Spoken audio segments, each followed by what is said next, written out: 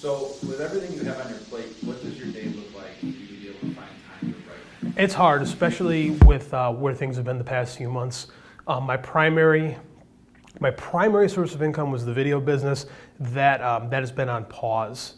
Nobody's really interested in doing live events right now. So it's good that I get to focus on writing more, but the majority of my day is spent being dad. So having the 4-year-old, when my wife's working, she works from home. I'm with him. She gets off work about 2 or 3, depending on the day, and then we switch. And I try to work, throughout the late afternoon into the evening. So it's tough. It's been more of a challenge these past few months. In your writing, what genre would you classify it as? I bounce in and out with the narrative stuff I've been doing, the novels. I tend to be, I've spent most of my time doing the horror thriller, supernatural thriller type thing. That's just kind of where my interests lie. I've got something new coming out that's different. It's a little more urban fantasy, superhero-y, but I kind of like to write. I write kind of different things. I think Stephen King called it suburban nightmare kind of stuff, which is where everything seems normal, but there's bizarre things brewing just under the surface that most people miss. That's the kind of stuff that interests me. Do you find that you have to write one book and finish it before you go to another one, or do you bounce in and out sometimes? I do some in and out of bouncing. Mostly, I feel like I have to finish something, or else I get entranced by the new shiny object.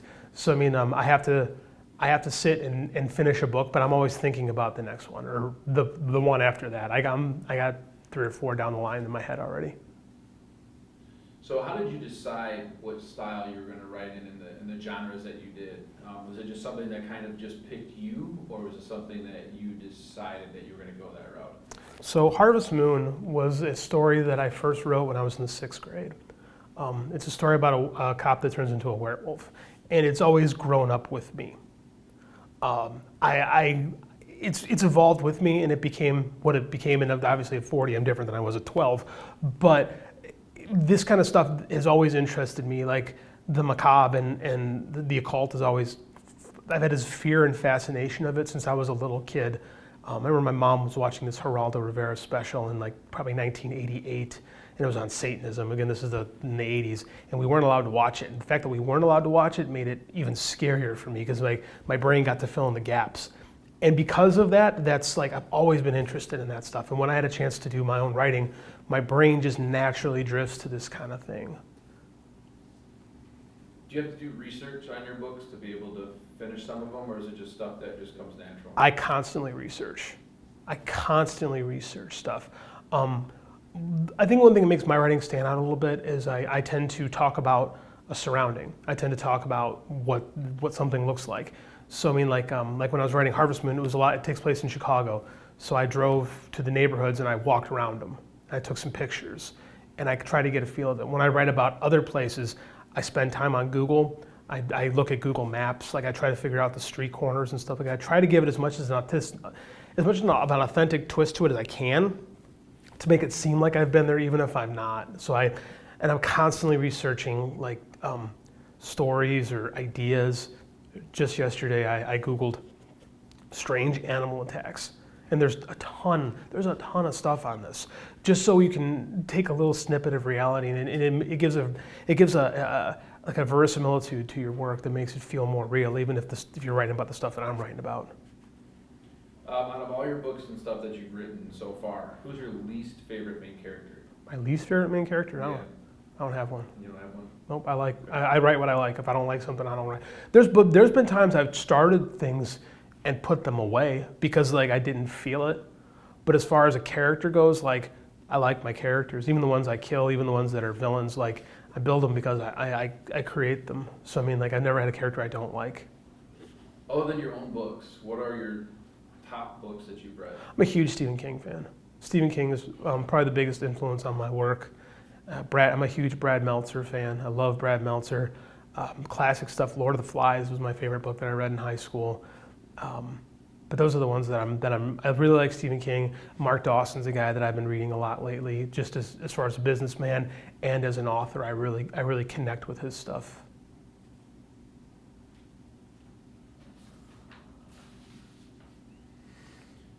The Books of Jericho have gained a lot of fans and is turning into a series. Do you have thoughts of trying to make that a video series or a television series? That's so out of my. Would that be great? Yes, I would. I would take a paycheck in a heartbeat, but that's so out of my control right now. I'm just trying to. Right now, all I want to do is just keep writing books and keep trying to get people to read them. I'm an indie writer, so I mean, I don't have a publishing house behind me pushing.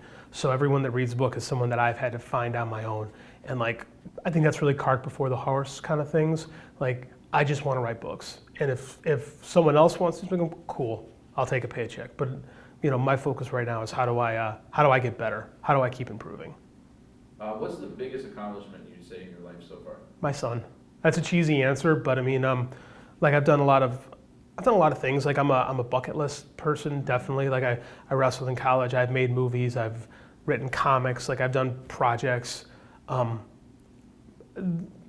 you're always like, it's weird. Like when you're this super type A that is always fighting for something, there's almost like this bottomless well that you can't seem to fill with what you can accomplish on your own.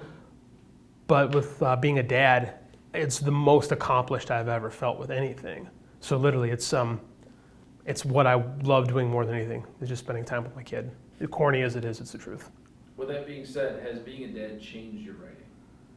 Yes, as a matter of fact, it has. That's interesting. Harvest Moon, when I started writing it way back in the day, when I was writing it, I was originally, the first couple versions of it, I was writing it from the kid perspective of dealing with someone like that.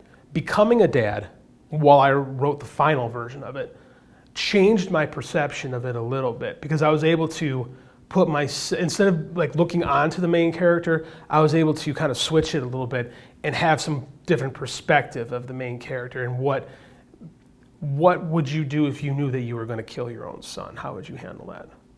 Which is like the ultimate question in the book. So, and I don't think that was something that's always been part of the story, but I couldn't answer it. Like I switched it up a lot, but when I became a dad myself, I knew exactly what I would do, and that's what the character does.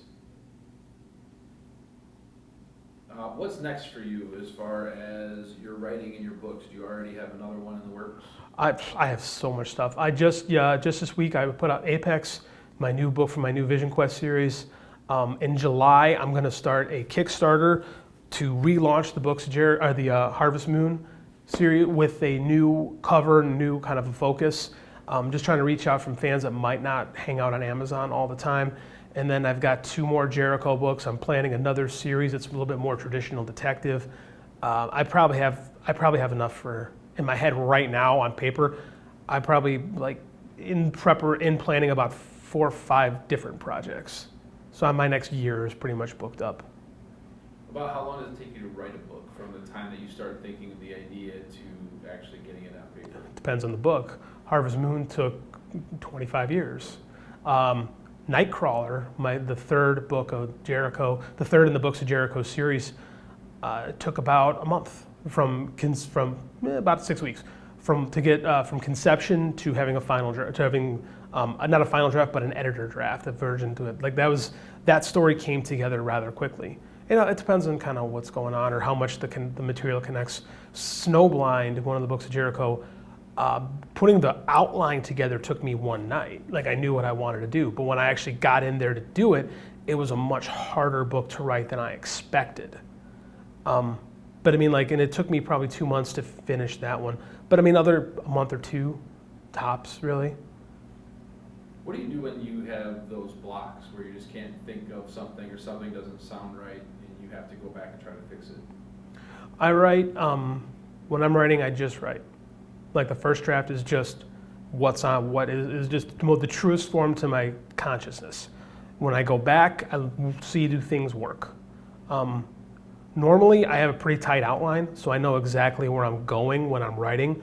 But when I go, there's times I'll hit spots where I've never had writer's block, which people say I just don't know what to write. I've never had that problem. I don't know if I'm just creative or if I'm just like focused. I've never had I don't know what to do. I've had run into issues, like I said, with Snowblind.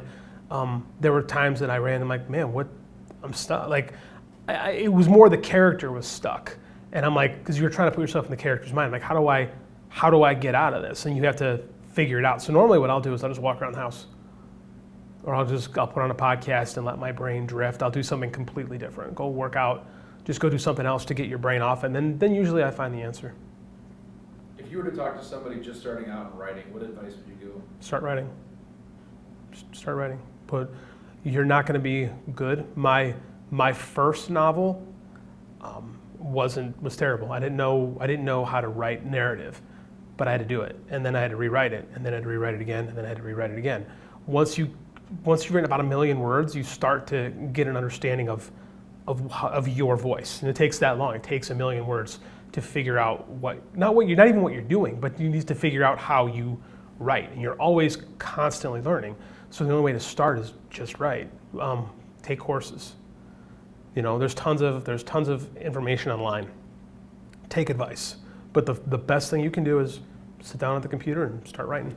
And then for those people that want to find out more about you, more about your books, where can they find you? How can they follow your writing? JDOliva.com is in the process of being created as a website right now if you want. I have an Amazon page. I'm on Twitter at JDOliva. My stuff all lives at the moment on Amazon. I'm Amazon exclusive. I'm in KU. So you can go to my Amazon author page, and that'll get you started with my work.